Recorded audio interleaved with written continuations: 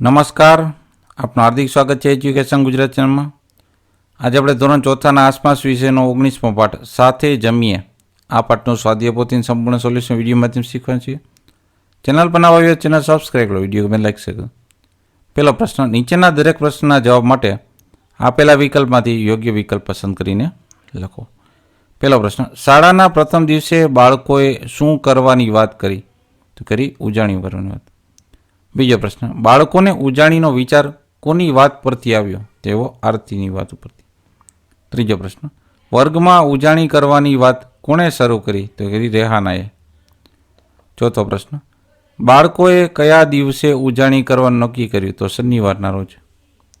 પાંચમો પ્રશ્ન, પિંકી કયા તહેવારમાં બધા મિત્રોને પોતાના ઘરે બોલાવવા માટે દોડી હતી? તો એ તો ઉત્તરાયણના દિવસે. છઠ્ઠો પ્રશ્ન, દાદીએ શું બનાવ્યું હતું? તો બનાવ્યું હતું તલના લાડુ, સિંગની ચીકી અને જલેબી, એટલે બધું જ. સાતમો પ્રશ્ન, કોણ મમરાના ગળિયા લાડુ લાવ્યું હતું? તે લાવ્યું હતું સેજલ. આઠમો પ્રશ્ન, આયુષની મમ્મીએ શું આપ્યું હતું? તે આપ્યું હતું બોર. નવમો પ્રશ્ન, ઊંધિયામાં શું નથી નાખવામાં આવતું? તો કારેલા. દસમો પ્રશ્ન, ઇકબાલ શું જોઈને અચરજ પામ્યો? તો ઊંધિયાનું શાક. 11 પ્રશ્ન, ઊંધિયા સાથે શું ખાવાની મજા પડે? તો જલેબી. 12મો પ્રશ્ન, રોજના ભોજનની યાદી ક્યાં મૂકવામાં આવે છે? તો કે રસોડાની બહાર.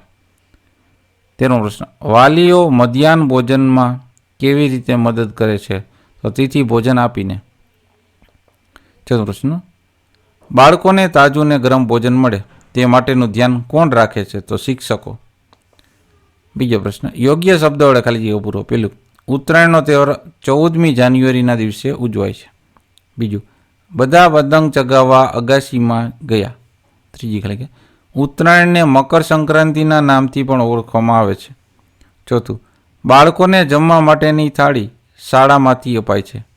પાંચમું, ઉત્તરાયણ તહેવારમાં ઊંધિયું અને જલેબી ખાય છે. છઠ્ઠું, 15 ઓગસ્ટને રાષ્ટ્રીય તહેવાર તરીકે ઉજવવામાં આવે છે. ત્રીજો પ્રશ્ન, નીચે આપેલા વિધાન પૈકી ખરા વિધાન સામે ખરાની, ખોટા વિધાન સામે ખોટાની નિશાની કરો. પેલું, તનવીર વાડીએથી બોર લાવ્યો હતો. વિધાન સાચું છે. બીજું, બધા જ ધર્મના લોકો ઉત્તરાયણ ઉજવે છે. વિધાન સાચું છે.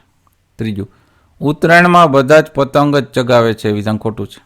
ચોથું, બાળકો જમવા માટે ટોળામાં બેસે છે. વિધાન ખોટું છે. પાંચમું, જમવા માટે દરેક બાળકની એક કાયમી જગ્યા આપવામાં આવે છે. વિધાન ખોટું છે.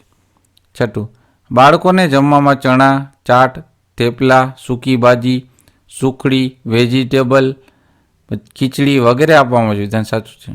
સાતમું, મધ્યાહન ભોજનમાં બાળકોને રોજ જુદું જુદું જમવામાં આપવામાં આવે છે. વિધાન સાચું છે. આઠમું, મધ્યાહન ભોજનમાં બાળકો ભોજન પૂરું કરે અને તેનો બગાડ ન રાખે તેનું ધ્યાન રાખે છે. વિધાન સાચું છે. ચોથો પ્રશ્ન, નીચેના પ્રશ્નોના 1-2 વાક્યમાં ઉત્તર આપો. પેલું, ઉજાણી માટે બાળકોએ શું તૈયાર કરી? તે છે ઉજાણી માટે બાળકો પોતાના ઘરેથી શું શું લાવી છે તે નક્કી કર્યું.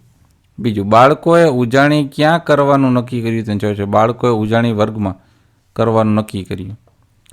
ત્રીજો પ્રશ્ન, પિંકી કયા કયા મિત્રોને બોલાવવા ગઈ હતી? તે છે પિંકી, સેજલ, આયુષ, તનવીર, કાંતિમા અને ઇકબાલને, ફાતિમા છે, ફાતિમા અને ઇકબાલને બોલાવવા ગઈ હતી.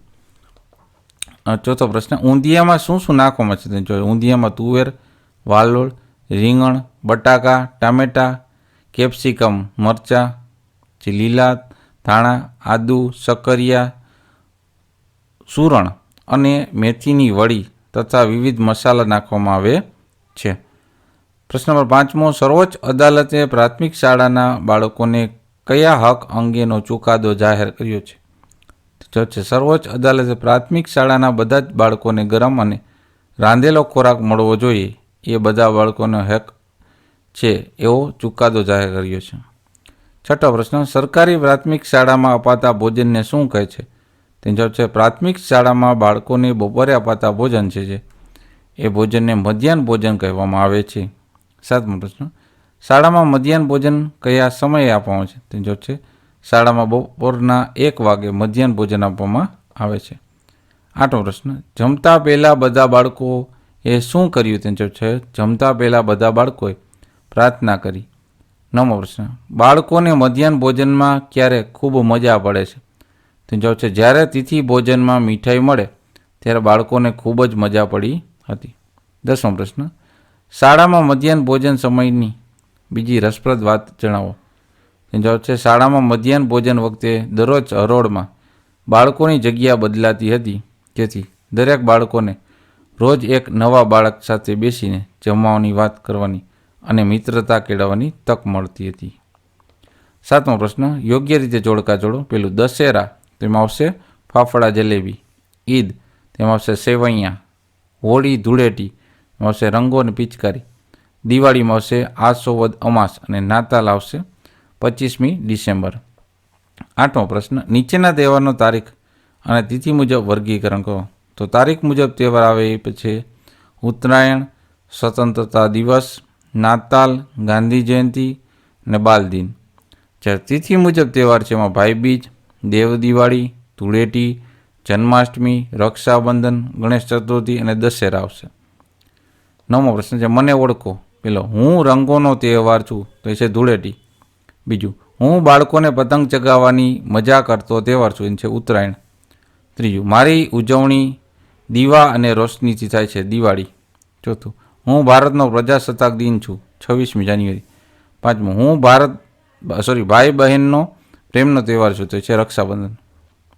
તો આપણે પાઠના સ્વાધ્યાયપોથીનું સંપૂર્ણ સોલ્યુશન જોતા રહો એજ્યુકેશન ગુજરાત ચેનલ. શીખતા રહો. Thank you. આભાર.